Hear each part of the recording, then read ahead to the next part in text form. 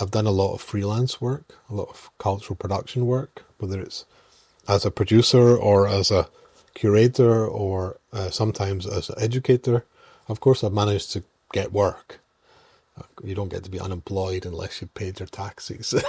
So I mean, there is this, right? But that is very hard to sustain also a research career and to be a researcher. So the ones who get the salaried cultural foundation money are the ones who can manage to do that. And if you don't, then you struggle to keep going. And I've been lucky that I've had an international practice, so it means that I do work other places. And people do, thankfully, occasionally invite me to do things in other places. So it means I've been able to come and go and keep the base, you know. Yeah. I did come back here in spring 2019 because of Brexit. Oh. And I maybe wouldn't have came back if it wasn't there, because I was already living between France, Germany and other places, Latvia. And coming back to Finland on occasions. So actually Brexit made me move back because it was the only place in the European Union I had already permanent residence. And so that meant I re-established my base in Finland again after like 3 or 4 years of being very nomadic. And if that didn't happen, I might not have came back. But of course the shadow of a doctoral thesis still sort of haunting me meant I came back for that too. Yeah, of course, if I was an EU citizen still and not rooted to Finland and only being able to live and work here or pay taxes here, which means that you can go and work somewhere else, but your taxes have to pay here. It's not so easy, just like any other non-European Union citizen, to go and live in another country unless someone employs you and gives you a work visa. Right. Yeah. That is a limitation now. But the lucky thing is that I have such a good network in the region that that's not such a problem. If I went to another country, it would be a problem. You'd have to start again. Yeah. Right? So I have that experience also. And it reminds you of how in social engaged practice, in network cultural practice, your social connections and your network connections, no surprise, is your most valuable asset. And like where you decide to do your work is that base that allows you to use all those networks and those connections and go from and to and from that place. So that's my case. And that means that you're not necessarily working for a particular gallery. You might be working with a bunch of associations, but you're not in the gallery circuit. You're not in the art biennale circuit. It's a lot based on your own connections. Yeah, I mean, I think even people who are more in a gallery circle, it's still all about their connections there. It is. It depends on whether you're in a market or not, right? Because of course you can have a representative. You can have a space which gives you that space on a regular basis.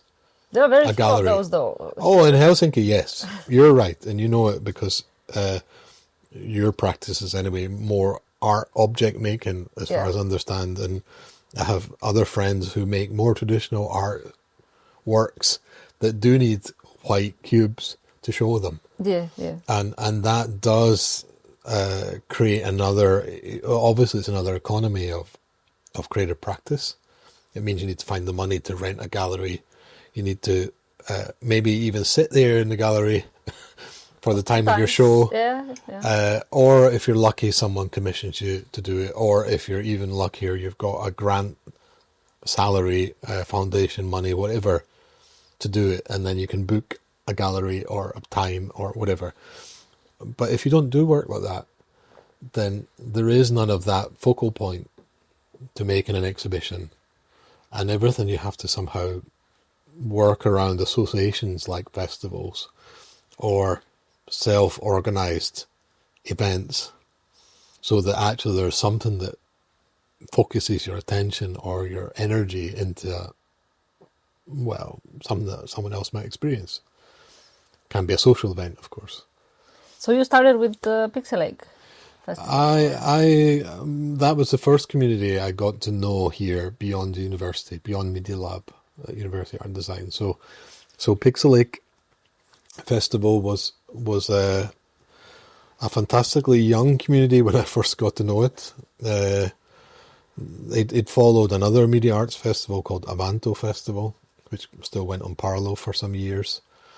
And there was already in the late 90s and early 2000s a lot of exchange between the Baltic states and the Nordic states and the capital cities. And so there was already a network of people and organizations, associations around media art culture which tried to meet or did meet regularly. And Pixelake started in 2002 as a very small event. I don't know, maybe there was 30 or 50 people. There was a budget of a couple of €100. And I have only seen the pictures of it because I moved at the end of that year. So the next year, 2003, that was the year I started to get to know Latvians, and some Latvians came to Pixelake Festival, and there was an exchange even between these festivals, Art Communication Festival that Rixa made in Riga and Pixelake in Helsinki, and I went to both that year. They were in the similar springtime, and that started off a relationship on both parts, both in Riga and in Helsinki. And later in the year of 2003, the Latvians at Rixa said, we would like you to be part of some European cultural program that we are applying for. Could you be the Finnish representative of this network application? I didn't know anything about Nordic cultural funding at that time, so I said, yeah, sure. And I became introduced to Pixelake that way. And I realized it was a great bunch of people and really interesting works. Interesting international network, because already Pixelake had started that international forum even a few years after they existed, even the second year that they existed. And so all of a sudden I was sort of dropped into one of the most interesting media arts festival of the Nordic region, and I stayed involved. So that. And you were there in the organization part of it since the beginning, or did you take part as an artist? In that 2004, I organized a workshop, and it was the first workshop I organized at that scale. It was stress, for sure. I benefited a lot from my colleagues and their experience, especially Sophia Lerner.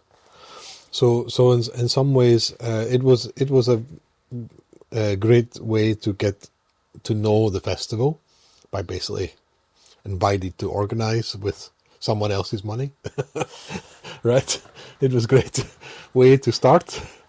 And yeah, I continued. Actually, in the first years, I did something every second year.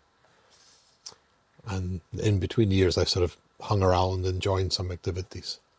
And it was only really in 2008, 2009 that I started to do something every year. And I made a few bigger events and got closer and closer. And then actually between 2011 and 2014, I was very active in Pixelake more than any other place, because I ran around a year informal education program. And so there was events not just in the festival, but around the year. And I did this for 4 years in a row. 11, 12, 13, 14, yeah. So I actually, and that was a part-time salary. I mean, 1 day a week, 2 days a week, 3 days a week in the last year. But of course it took up all my time. As it does. You know? So like, yeah, that ended 2014 when I moved to France and with family to France. And I started to move back north again 6 months later. But that's another story. So like, yeah, I mean, there was a period where Pixelake was one of the main organizational associations that I was involved with, as I was at the same time with Latvians in Rixa. The practice internationalized. When I moved back here, more stable in Helsinki in 2019, that was around the time when I moved into this place. So where we meet today has been the starting point of this sort of I don't know, fourth life. So there was a nomadic third life, there was a family second life, and there was a solo first life, right? When I became as a doctoral candidate at first. The nomadic third life meant that I was coming and going, but stayed at friends, didn't have a place. So when I moved here for the fourth life, actually I created a base for myself again, which was my own, right? And what you see here actually in this studio space is the accumulation of all this 20 years plus experience. Yeah, let's talk about this space now, because it's yeah. So this is back to this current moment. Yeah, sure. So this is like a 20 square meter square room. There is, as you can see throughout this conversation, there's a kitchen wall. So this is the kitchen side. What you can't see on the opposite side is like the book side, the library side. They will see the book side also. Okay, right. So the books and the kitchen, they face each other. Yeah. And like I should say that in the nomadic years, and then they take about the same size. They take up the whole wall on both sides. In the nomadic years, I started to do a lot of kitchen oriented arts practice. You know, like in participatory arts, food is like the most common denominator. So you can always get people to participate in food. Like there's no matter where from these persons are, no matter how intellectualized they are, you can always do something together with food. So it's a good starting point. And some cultural heritage practices like fermentation, or like let's say particular food cultures anyway, they come from a particular place. Some of them are transnational, some of them are very local, but you can use those traditions as a way to do things together, right? So I have done that in my artwork, let's say, as in my social practice. I have used food cultures as a way to do things together. And when I decided I wanted to set up some sort of base for myself again in Helsinki, I thought, okay, I have the studio, it has a kitchen. The cool thing is that it has a door to the public's It has its pathway. own outside door, yeah. I don't need to have anyone visit me by going through the common door with my other housemates using. So people can come here autonomously without affecting the rest of the house. And at the time, the neighbor across the pathway, Rito Kokkola, she used to have a sort of education center for handicrafts. And she made workshops there in the summer. I thought I could do the same. I could do workshops in this space around, for example, fermentation, around other food traditions that, you know, people don't maybe know how to do it. They come and they do it together and they go home a little bit happier, a little more knowledgeable, etc. And a full stomach. And maybe a full stomach. And this is, I mean, already when I spent time living in other places, I had explored the idea of a kitchen lab, which is not a unique term, it's a very common term. But the idea, of course, that a kitchen and the social space around it can be an experimental space, a place where you experiment with making, maybe a space where you experiment in what you do in a kitchen. And I thought, okay, I could make a kitchen lab out of this. I can make workshops here. We can invite people to come in through this door. There's a toilet.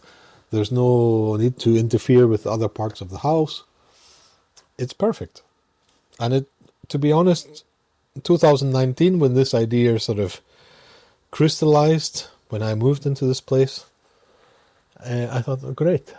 And of course, as we all know, by the time February, March 2020 came along, there was no participatory events anywhere. Yeah. And inviting people to your home was not going to happen so easily. Yeah, how did you go through the COVID period? Well, I lived together with other people in this house and we took care of each other. So if someone got sick, we helped them. If someone had to be quarantined, they were quarantined, etc. So we managed. It was quite useful, quite good. I mentioned earlier that there was even a Helsingin Sanomat article, journalist and photographer come to find out how a big commune survives in the COVID period. And we did. Actually, it was probably the best case scenario. In my case, I had my own living space, own toilet, own kitchen, own room, own door. and at the same time I have 9 other housemates, Okay. and we live on a little island that's quite remote from other parts of the city. I mean, in some ways it was perfect. You had the nature, you had the social space, That's true. Yeah. you had your own space. When the pandemic was over, then I started to think, now is a good time to do this type of things. And in December 2022, I started this kitchen Lab Tarvo process, which is what How it's called now. which is what this space is called online, at least. And there have been 2023. There was a 6-month program of events where I basically tested what could I do here, and what type of things could I do with what I've got. And I have to say that during the pandemic from 2020 to especially June 2021, I also initiated and co-directed a large-scale festival version of Pixel Lake. Which is where we met. This is where we met, for the first yes, time. exactly. And that was at Oodi, Keskos Kirasto, and we thought The Central Library. Yes, Central Library, where we thought we would have fantastic participatory, multidisciplinary festival. And in the end, we had a radio festival and a rather limited site-specific festival, which almost no one came to because it was at the end of the pandemic period. Yeah, it was still kind of COVID times, so Yeah, people were still a bit reluctant to go out. No one places. had got used to the idea of being and doing anything together. No. And so it was really challenging, and for most, even though our festival was themed burn, and when I authored this concept of the theme, I purposely didn't want to use the word burnout, maybe burning or something else, and it was always blank, so that it could be burnout, but let's hope not, right? Let's hope it's something else. Let's think of the positive side. And of course, Funny, I never even connected that title to burnout. yeah, well, the point was to avoid that, right? The irony was, of course, the challenge of making this festival during a pandemic with over 100 participants meant that, of course, all of us were exhausted afterwards. And I also thought afterward, it took all of us a long time to recover. Producer more than others. As someone who initiated that process, felt responsible for it, of course it was quite a heavy weight. And I reflected a lot afterwards. What sort of events do I want to do afterwards this? Because that was too much. Right? It was too much anyway as a festival. It was an 8-day festival. It had both radio program for 8 days plus site-specific program for 8 days. It was too much. And we suffered because of it. We made some bad choices. I made some bad choices about scale, about this unknown aspect, like what was going to happen, and trying to stay open-minded to what might happen or could happen, meant that we just kept everything rather than cut. And of course, at the time, we also had a feeling that we wanted to create something hopeful, optimistic to look forward to. So we didn't want to cut people out of program either. So we tried to keep as much in as possible. Of course, it was a disaster for our health because it was so much to manage. But afterwards, I thought, okay, I'm not making a huge festival like this again. I've already done, I don't know how, 18 years of Pixel Lake organizing. I don't need to do big festivals anymore. So I started to think, okay, maybe I make not festivals anymore, but small scale events at a threshold point which is manageable. So if that experience of 2021 Festival Burn was that it was so much that you can burn out even when you tried your best not to, that threshold level of effort put out to what you get back, a little bit like our discussion earlier about what you put out as an immigrant into a new culture and what you get back in this cultural exchange, the energy exchange of doing anything. That point of putting out, it showed you how little you got back during pandemic as a cultural worker, right? Yeah. Because it was all remote, or mostly remote. And the energy exchange which happens by doing things together in presence, mostly, but even remotely... It's not even comparable, yeah, I would say. But even remotely, you can get energy back from remote cultural events. Right, you can get inspired by content, etc., and you can feel it in that mediation. Yeah. I think we all have this experience now. But when you make a huge physical effort to do things on a particular site, and you don't get anything back, it was a real lesson about what you put out and what you get back. Right, and I thought, okay, better to do cultural events at a very low threshold point of effort. So that what you put out, even if you don't get the back, only one person turns up. That's okay, right? And where's the best place to do that? At home, right? So if you could make a cultural program and an event series and culture practice in general, a social engaged practice in general, from your own home, then well, if it doesn't work out, or if no one comes, or it's not, it doesn't meet your expectation, then not a lot is lost, energy-wise. You're home anyway. Yeah, you're home anyway, right?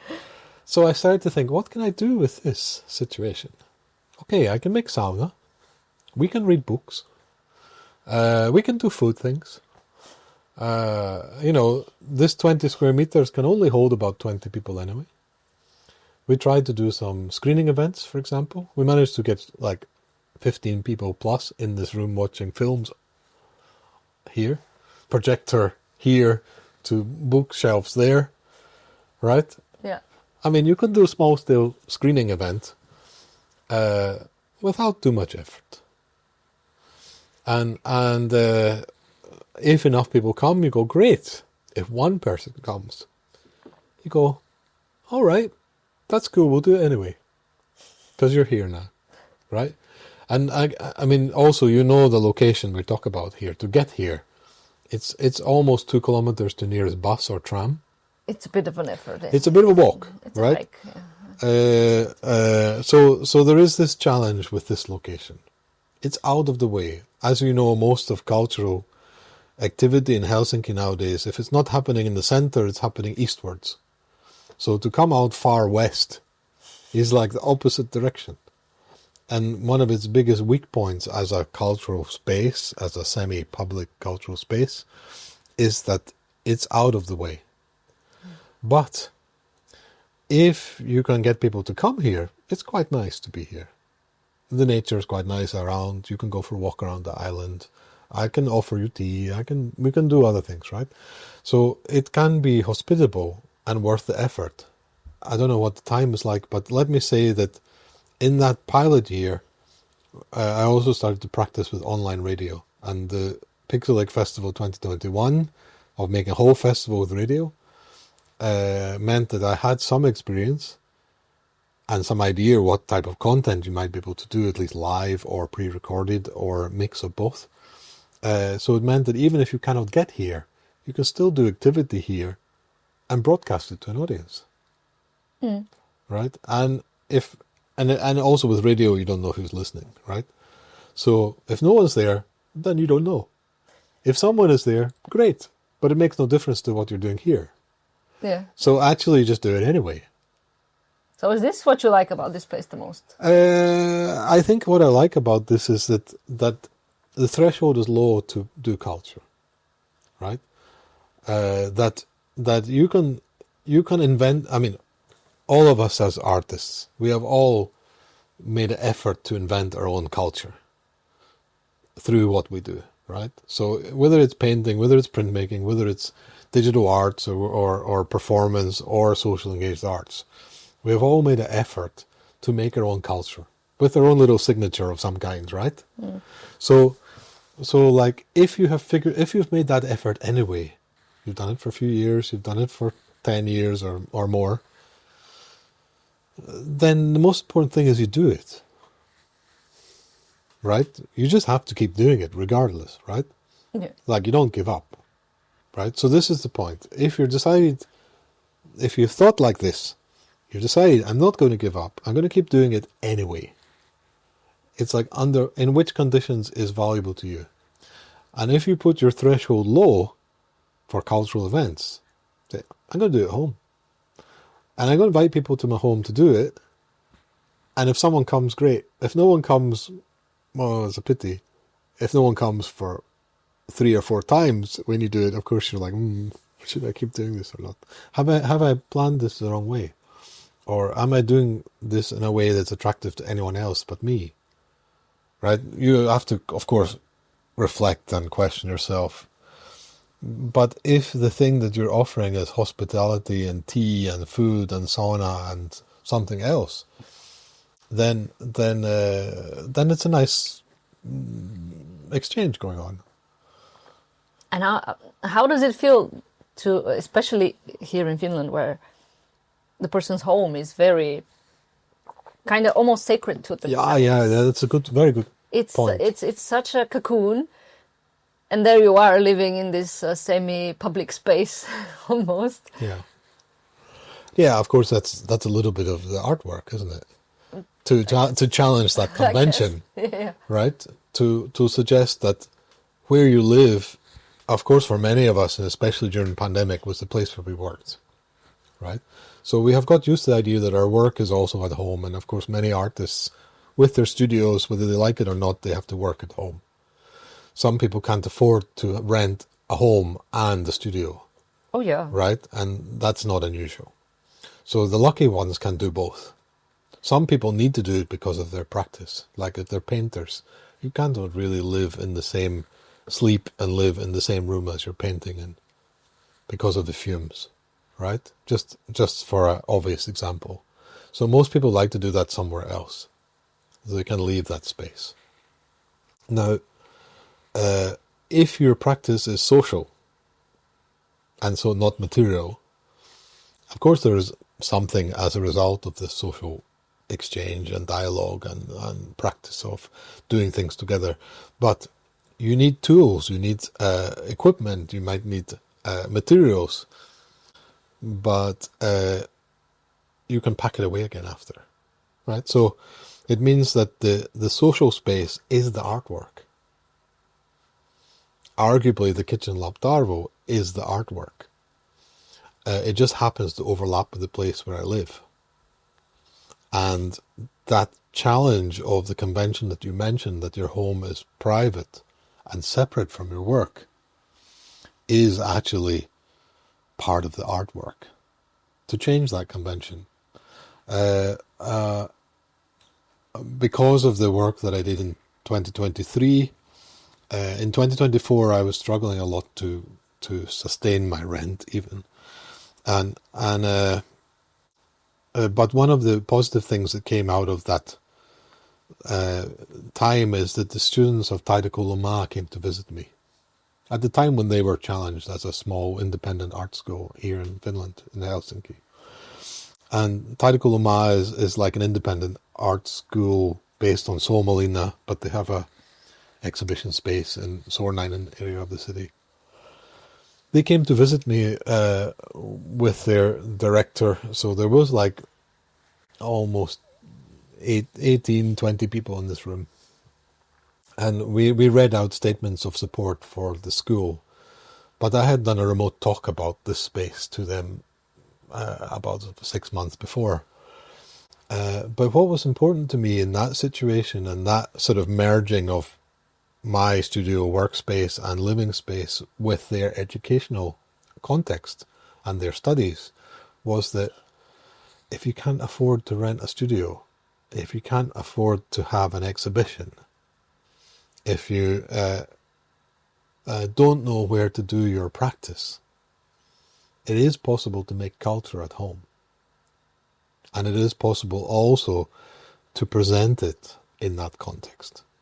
whether it's mediated through live streaming, for example, poetry or spoken word or live readings or whatever, it's possible to make a screening at home. Nothing's stopping you. There has been people in the past making listening events, audio arts events in homes. When I came to Finland, I think the first year or somewhere during that time, there was this living room exhibition event. Absolutely. People would have it like an exhibition in their living room. Absolutely. It's a long-term historical art practice to make exhibits in your own home, because you cannot afford, or you don't have access to, the official galleries or the institutions which present art and culture. So like, actually that's a hack of your home. Like hack. Right? Hashtag. No, I mean, you are taking advantage of the institution of a home to make culture.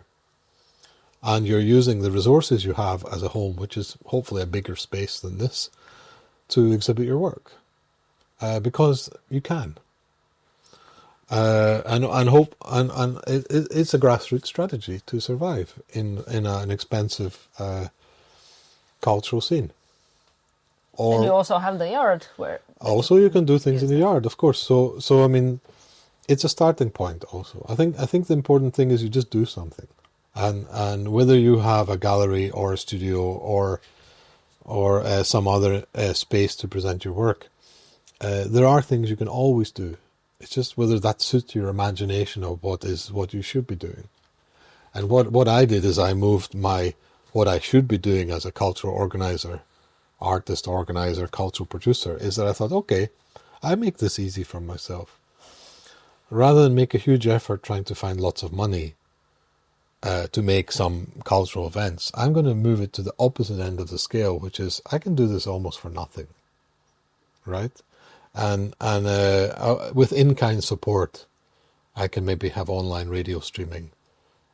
With in-kind support or even peer support, I can host events at home. If someone gives me some money, maybe I can pay my bills better, or maybe I can even afford to invite people to have residencies, which I've done this year because of some generous peer funding. It is possible to do things without money.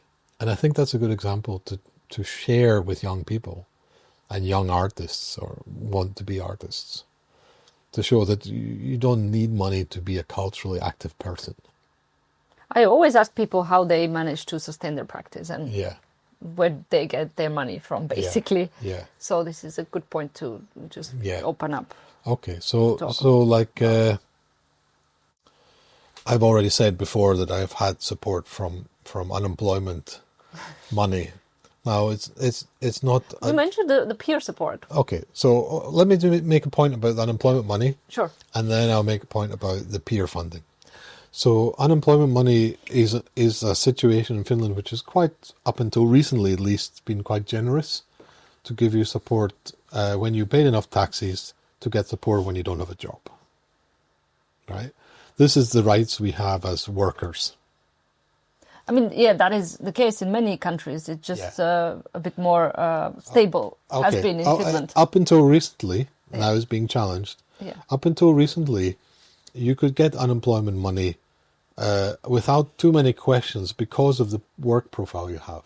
Like as a cultural worker, most unemployment service workers know that you get your work because of your contacts, your social network, and the connections you have, and that those jobs you cannot easily apply for anywhere. Right? So the work comes because of who you know. Right? And some of that is better paid than others, of course. But anyway, there's no jobs to apply for, or very few jobs to apply for, whether you're an immigrant or not, right? Of course, even harder for immigrants, because there's the language problem also. So I see that as a sort of basic income. I believe in basic income for artists and cultural workers.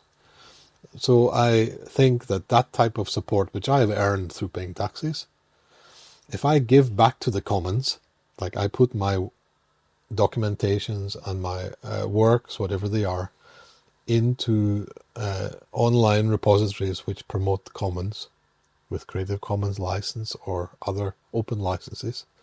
So I'm not keeping my work private. I don't believe in copyright. So for me, as a social engaged artist who works with media and technology and uses online platforms, I share my work for free.